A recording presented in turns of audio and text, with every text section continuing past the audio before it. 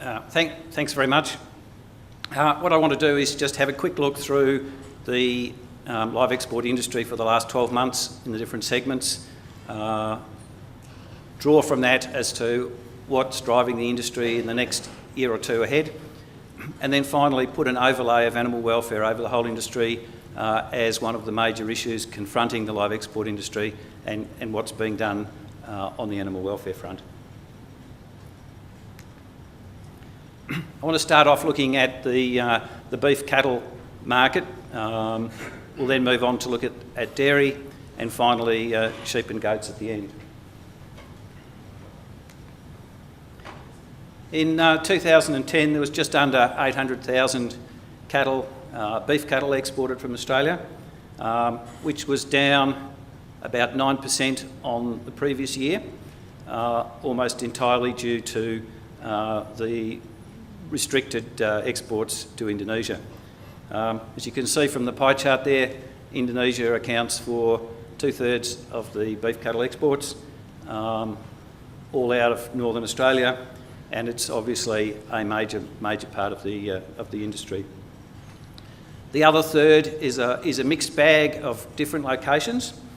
Some of them are long-standing markets that we have put cattle into in small numbers, the likes of Jordan, Saudi, etc. Japan, which is a stable maintenance market that's ticked along for a long time. But there's a couple of things that I wanted to flag with you. One is Turkey. Exports of beef cattle to Turkey only started after a new protocol was signed in September. And between signing that protocol and the end of the year, there was a tidal wave of exports from Australia to Turkey. They were southern cattle, Angus, Herefords, European type cattle, so quite a different market from the northern market. The other one is Egypt, which was a huge market for Australian cattle in the early 2000s. It then disappeared from the scene because of animal welfare issues relating to slaughter procedures, etc. And it re-emerged in 2010 when restrictions came on to Indonesia and live exporters found new markets and places for heavier cattle, and that particularly Egypt filled that void. I guess there's a couple of messages I'd like to bring there. One is that the trade is dynamic, it's changing. What it looked like last year will be different next year and the year after as market access issues come and go and economics come and go. But the other point I'd like to make is how important it is for the industry to have diverse markets and have that flexibility, that when a restriction pops up, there's the scope to be flexible and move somewhere else. And where a commercial opportunity pops up, we've got the opportunity to grab it and run and take full advantage of that new opportunity. It is a dynamic and changing trade. If we just have a quick look at numbers and values, you can see over the last few years, numbers of beef cattle exported somewhere between 600 and 900,000 head a year. So last year, just under 800,000 was still quite a good year, even though it was down on the year before. And that equates to a ship with 2,500 cattle leaving a port somewhere in Australia every day of the year, 7 days a week, all year. It's a lot of cattle. The FOB value there is $700 million, but on top of that, there is the fodder that goes on the ships and the shipboard services and the downstream technical support and lots of value adding that goes on top of just the FOB value. So it's a pretty significant industry for Australia. If I can just try and quickly run through what are the drivers that affect our beef cattle industry and influence in the next couple of years ahead. Perhaps the first one is that during the global financial crisis, most of our markets have fared reasonably well. Our markets into Asia and the Middle East, by and large, have been performing reasonably well. Our markets are all places where there is reasonably fast population growth. The number of people is increasing, the demand for food is increasing, and in many cases, or in just about all cases, that requires imports. And finally, the third point there is, in a lot of our markets, the per capita GDP is increasing. They're becoming more affluent, and with that affluence is a change in dietary tastes, with people wanting more red meat, more dairy products, more animal proteins, and that translates into demand for our products. And there's just a little graph that shows that point. I'm sure you've seen this all before, but as disposable incomes go up, so does the demand for animal proteins. Food security is a major issue in lots of our markets. I'm particularly familiar with the Middle East as my patch, and right across the Middle East there is a growing population, lots of young people,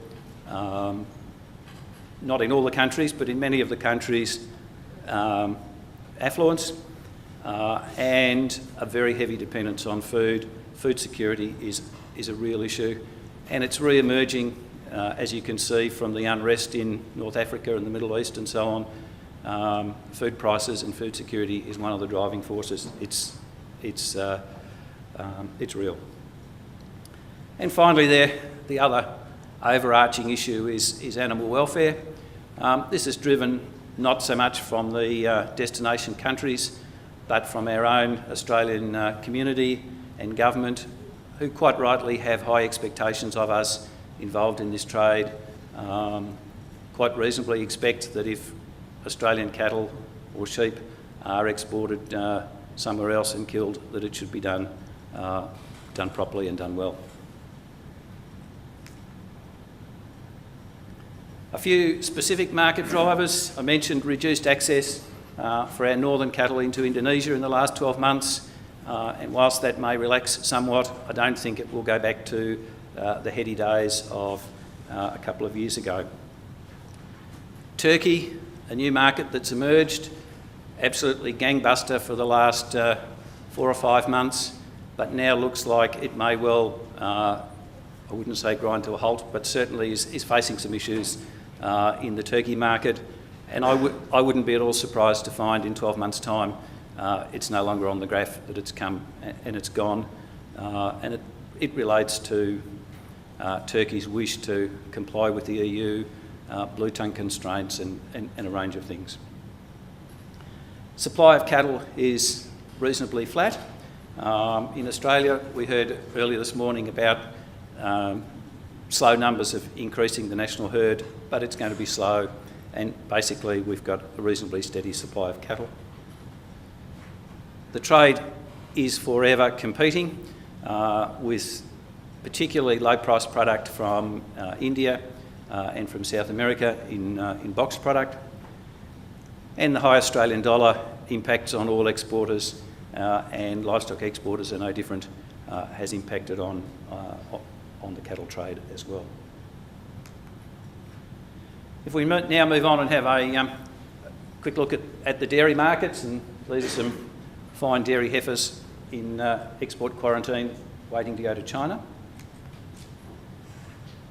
Last year, 78,000 dairy cattle exported live from Australia. The vast majority of those, over 3/4, went to China, and China has a huge impact on this market.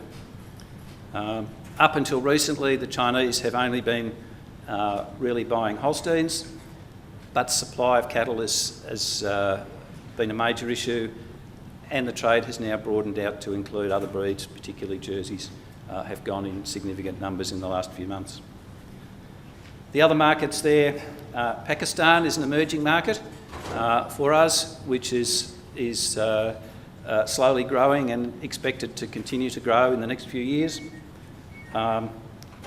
Russia, rebuilding the livestock industries in Russia is a long-term project. The Russians are buying cattle from all around the world, including Australia, and a significant market for us. A few into Indonesia and a few to other places, particularly there, the Middle East, Jordan, Sudan, Kuwait, the Emirates and so on. The big picture with dairy exports, once again, food security. There is a huge demand for Australian dairy cattle worldwide. As an exporter principally involved with exporting dairy cattle, we would get inquiries, multiple inquiries every week from places that you've never heard of saying, we're establishing a dairy, we want 1,000 cattle, we want 2,000 cattle, we want whatever, and far beyond anything that could ever possibly be met. Australia is one of only 4 international sources that really can supply any numbers of dairy cattle, the others being New Zealand, Uruguay and North America. And our cattle are particularly well regarded. They've done well wherever they've been exported to.